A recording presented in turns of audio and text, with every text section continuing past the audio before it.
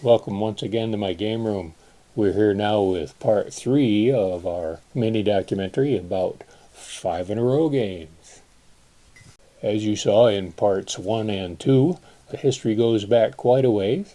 Now we're going to bring it into the 21st century and hope you enjoy this excursion into this particular subgenre of strategy games. Alright, now let's climb into that Wayback Machine again and let's go back to the 1930s in Japan for just a short time and talk about Renjou again. The rules to that game went through some transition period through the 30s as they established games that would hopefully balance that first player situation. And they did pretty well, but there was still a bit of an advantage for the first player. And so they developed what's called Nanuki Renjou, introduced a couple of other restrictions on the first and second players in order to try to correct that imbalance. But in this particular version, there's a lot more emphasis on the ability of a player to capture the other player's pieces. They introduced what's called a custodial capture. By that I mean if you have a piece on the board and you surround that with two other pieces of your own, and you capture that piece in the middle. But they set it up so that you could capture two at a time. So now you had two win conditions. One was to get the 5 in a row, still the primary objective. But the other one is that if you captured 10 of the opponent's pieces, then you won the game. So now there was more emphasis on capture. Nanuki Renjou actually deserves its own video. Maybe I'll get around to that one of these days. But I wanted to introduce you to that topic because now we'll get back in the Wayback Machine and then we're going to go forward in time to 1973.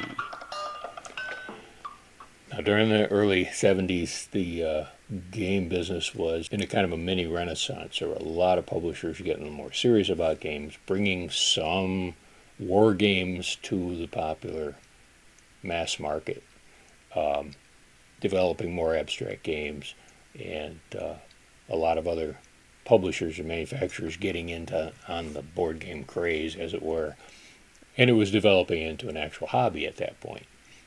Now in Stillwater, Oklahoma in 1973 was a fella named Gary Gabrell, and Gary Gabrell was working on his own game, which was built upon the Nanuki Renjou rule set, and kind of Americanizing it, you might say, modernizing it, come up with its own set of rules. He refined this over the ensuing years and spent a lot of time and thousands of miles to peddle his new game, and finally within a few years the game called Pente made it into the mass market. It proved to be a huge hit, being a two-player modernization of a traditional game, and most everybody was familiar with the 5-in-a-row concept, of course, and he just streamlined the process and made it a very popular game out of it. So popular, in fact, that there were organized national championships that started to catch on in Northern Europe, and next thing you know, there's world championships happening. The world champion Tom Brownlick, I think that's how you pronounce his name, wrote several of these books. And so you could hone your craft, so to speak, and really get competitive about playing Pente. Came in a lot of different versions. There's one on the shelf here behind me. Of course, one of the most memorable was the kind that came in a tube with a vinyl playing board.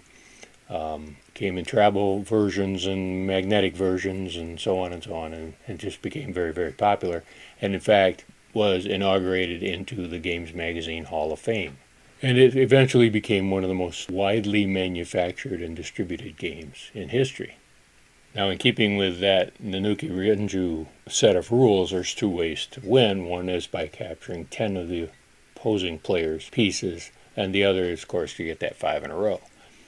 Serious, experienced players realized that Pente had that first player advantage, and so they came out with Curio Pente in 1983.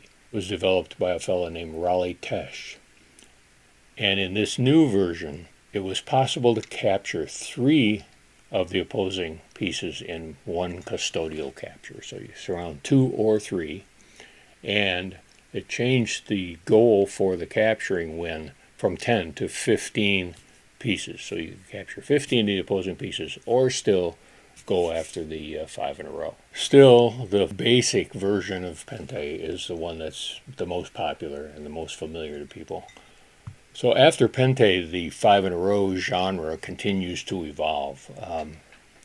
There are many, many different games that use 5 in a row as a goal, but introduce a lot of other mechanics behind the scenes. Maybe a few little rules that give each of these games a different personality or a different style.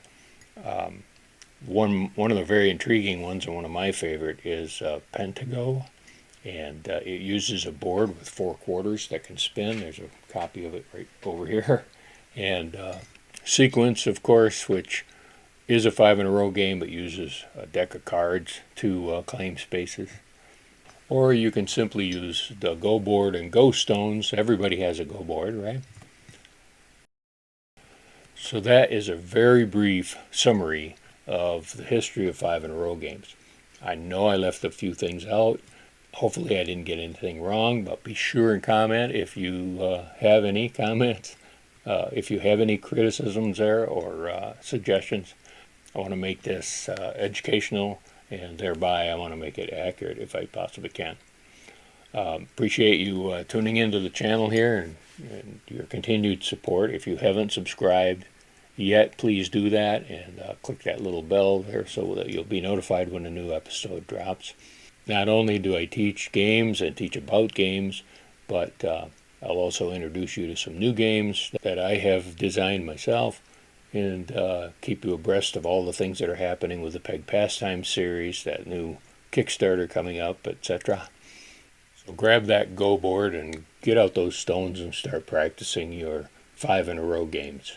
And the best way to get good at it is be sure to play every day.